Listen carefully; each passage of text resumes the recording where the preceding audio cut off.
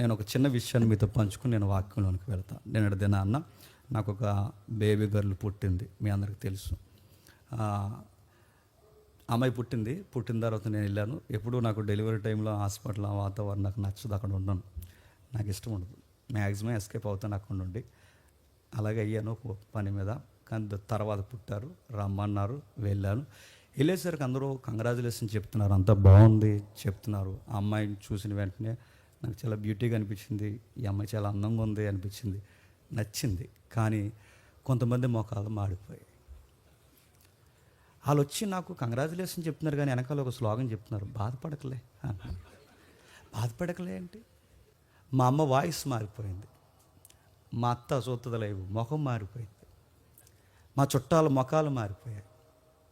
చాలామంది నాకు ఫోన్ చేసిన ప్రతి ఒక్కరు, నేను మనసుకు బాధపడని చెప్తున్నాను, ఫోన్ చేసిన ప్రతి ఒక్కరు నాతో వాళ్ళు తెలియకుండా ఎక్స్పోజ్ చేస్తున్న వర్డ్ ఏంటంటే బాధపడకు అంటున్నారు.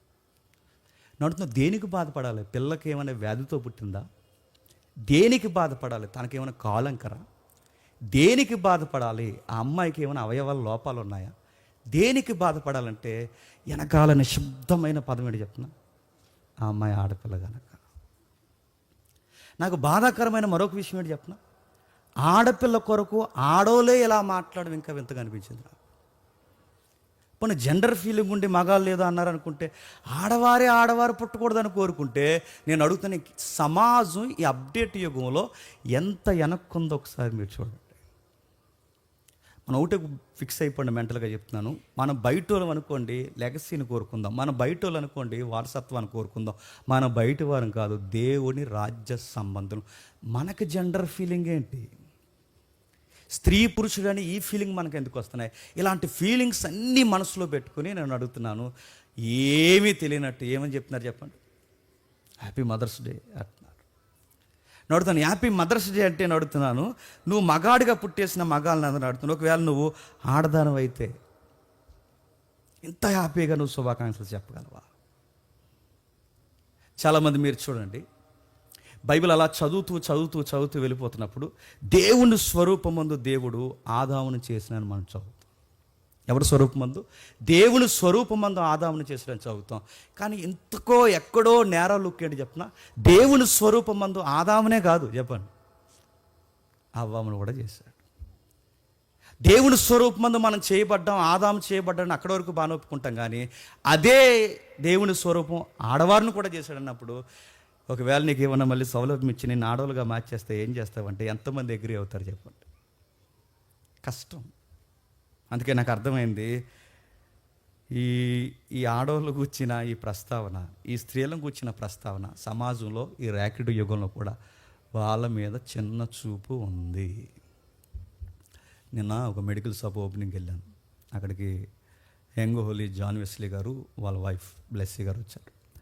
వాళ్ళు ఇరువురు వచ్చినప్పుడు బ్రదరు ఏదైనా వర్క్ చూసుకొచ్చారు, ఏదైనా డిస్కషన్ జరిగినప్పుడు, జస్ట్ ఇప్పుడే హాస్పిటల్ నుండి వచ్చానమ్మా, నాకు రెండవసారి పాప పుట్టింది అనగానే ఆవిడ వెరీ గుడ్ బ్రదర్ కంగ్రాచులేషన్స్ అన్నారు. అప్పుడు నేను అన్నాను థ్యాంక్ యూ సిస్టర్, అయితే ఒక మాట, నేను కూడా బ్రదర్ టీంలోకి జాయిన్ అయిపోయాను అన్నాను. ఎందుకంటే వాళ్ళకి ముగ్గురు ఆడవాళ్ళు కదా, నేను కూడా బ్రదర్ టీంలో జాయిన్ అయిపోతానంటే అప్పుడు ఆ బ్రదర్ గారు ఏమన్నారంటే, అలా ఎలా కుదురుద్ది, ఇంకొకరు ఉన్నారు అన్నాడు.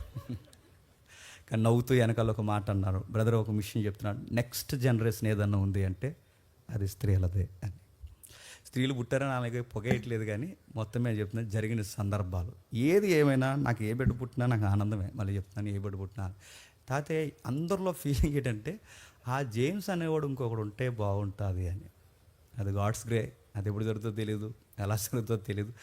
ఏదేమైనా కానీ ప్రేయర్ చేయండి. జరిగిన విషయాన్ని కోసం, నా బిడ్డ కోసం మాత్రం మీరు ఎప్పుడు మళ్ళీ చెప్తున్నాను, నా ముందు అయ్యో అని అనకండి. నాకు ఆ పాప నాలుగు చూసినప్పుడు అండి, వీళ్ళందరూ నాకు జాలి చూపిస్తున్నారు కదా, ఆ అమ్మాయి ఉయ్యాల్లో ఉంది కాబట్టి సరిపోయిందండి. ఆ అమ్మాయికి పెద్ద పిల్ల అయిపోయింది అనుకోండి, ఈ మాటలన్నీ ఆ పిల్లకి వినబడితే ఏమనిపిస్తుందండి? ఇప్పుడు ఆ పాప ఉయ్యాల్లో ఉంది, నన్ను ఇంతమంది సొసైటీలో ఇష్టపడలేదా నేను పుట్టినందుకు అనుకుంటే, ఆ చిన్న హృదయం ఏమనుకుంటే చెప్పండి. ఒకవేళ అలా అనుకుంటే ఆ బేబీకి ఇలా చెప్తాను, నువ్వు ఎవరికి నచ్చుతావు లేదో నాకు తెలియదు, కానీ చెప్పండి నాకు నచ్చుతావు డాడీ అని ఖచ్చితంగా నేను చెప్తాను. కాబట్టి దయచేసి ఆడపిల్లల్ని తక్కువ చూడొద్దు. అందుకే వాళ్ళిద్దరిని జడ్జిలో చేసేద్దాం అనుకుంటున్నాను. అలాంటి సంగతి